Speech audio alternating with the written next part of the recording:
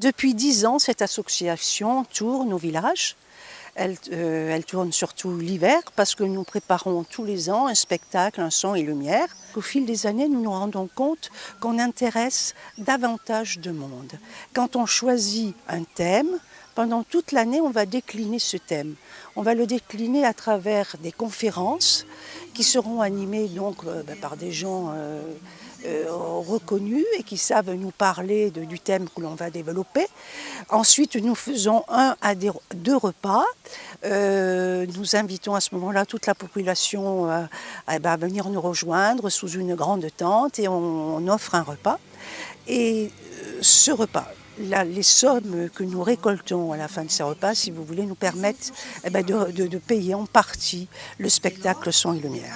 Cette année, nous faisons la naissance de Corbard. Et la naissance de Corbard se situe au Moyen-Âge. Dans les années 800-810, voilà.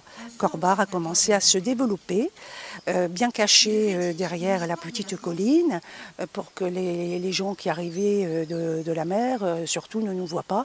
Et comme ça, on pouvait bien se protéger. C'est la technique du vidéomapping, ce qu'on appelle le vidéomapping, c'est-à-dire de projeter des images sur un monument, sur une façade et d'adapter les images à la façade, de travailler les effets spéciaux, à la faire bouger, la démolir, la faire brûler, la reconstruire, parce que bien sûr on laisse toujours les lieux dans l'état où on les a trouvés, bien sûr. Et colorisation, là on est sur un spectacle historique. Donc bien sûr il y a toute une histoire autour, c'est l'histoire de la Corse et notamment de la fondation du village de Corbard.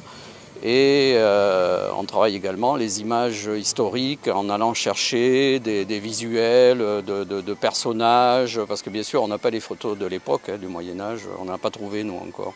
Alors des fois des tableaux bien sûr, ou des reconstitutions, des illuminations, enfin des enluminures, des choses comme ça. Donc là on essaie de faire vivre un petit peu les personnages qu'on évoque. Et entre ces séquences d'histoire, on fait des effets spéciaux, c'est-à-dire qu'à un moment donné, on a une façade comme si c'était une grosse maison corse, mais qui brûle, voilà. Et ça, c'est vraiment la technique du vidéomapping. Comment cette recherche elle est faite en amont?